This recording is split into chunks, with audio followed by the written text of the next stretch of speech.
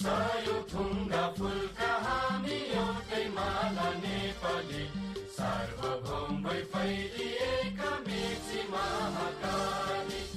नमस्कार। न्यूज नलेजमा स्वागत छ। म करुण ढकाल। नेपालको राष्ट्रगान नेपाली भूमिमा मात्र होइन, विश्वका सुन्न लायक सर्वोत्कृष्ट राष्ट्रगानहरूमध्येको एक हो। यो नेपाल अथवा नेपालीको दाबी होइन, यो त अन्तर्राष्ट्रिय अध्ययनकर्ताले विश्वका 208 देशका राष्ट्रिय गानको अध्ययन गरेर निकालेको निष्कर्ष हो। को हुन् ती अध्ययनकर्ता अनि उनले के आधारमा नेपालको राष्ट्रिय गानलाई उत्कृष्ट स्थानमा राखे, यो भिडियोले बताउनेछ।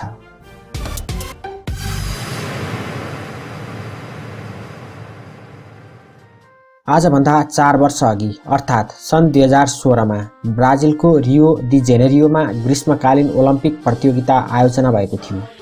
उक्त प्रतियोगितामा 208 देशका 11,238 खेलाडी सहभागी थिए।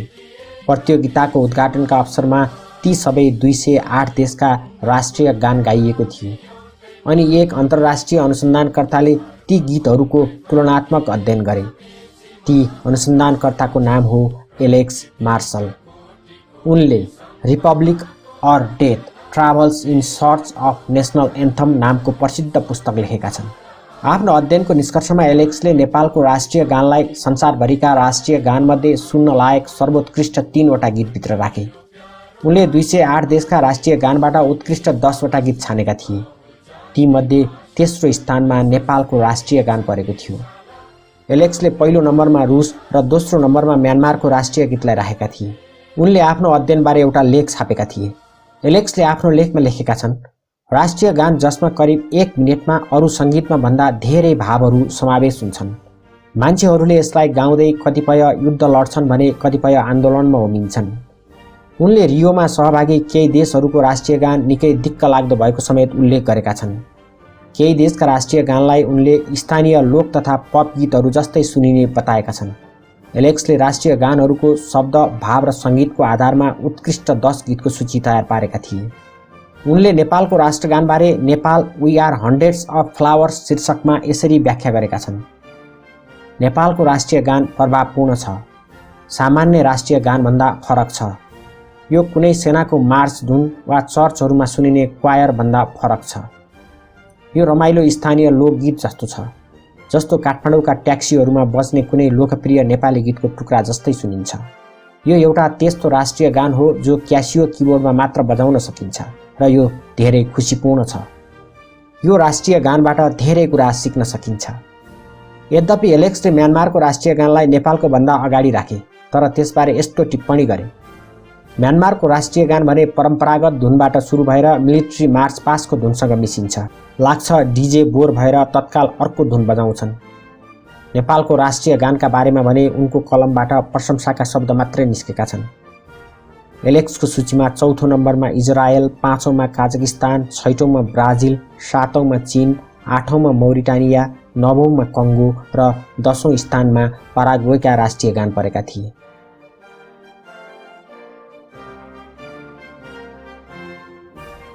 नेपालको राष्ट्रिय गानका रचयिता साहित्यकार व्याकुल माइला हुन्। उनको वास्तविक नाम प्रदीप कुमार राई हो। 2062-63 को जनआन्दोलनले निरङ्कुश राजतन्त्र समाप्त गरेर गणतान्त्रिक नेपालको स्थापना गर्यो अनि नयाँ नेपाललाई प्रतिनिधित्व गर्ने नयाँ राष्ट्रिय गानको आवश्यकता महसुस भयो। सरकारले देशको वातावरण सुहाउँदो सबै नेपाली जनताले आफ्नो ठान्न सक्ने राष्ट्रिय गान छनौट गर्न राष्ट्रगान छनौट कार्यदल बनायो। उक्त कार्यदलको संयोजकमा संस्कृतिविद सत्यमोहन जोशीलाई राखियो।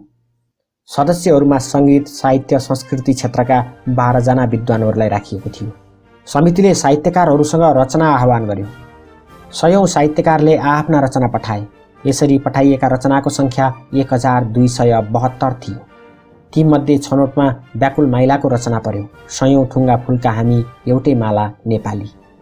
यी शब्दको भाव मिल्ने गरी सङ्गीत निर्माण गर्न भने निकै सकस परेको थियो। गीत छनौट समितिमा रहेका वरिष्ठ सङ्गीतकार अम्बर गुरुङलाई सङ्गीत निर्माण गर्ने जिम्मा दिइएको थियो। इच्छुकहरूले पनि धुन बनाएर पेश गर्न पाउँथे। यसअनुसार नेपाली सेनाले 2वटा र सङ्गीतकार न्यू बज्राचार्यले एउटा धुन बनाएर पेश गरेका थिए, तर ती छनौटमा परेनन्।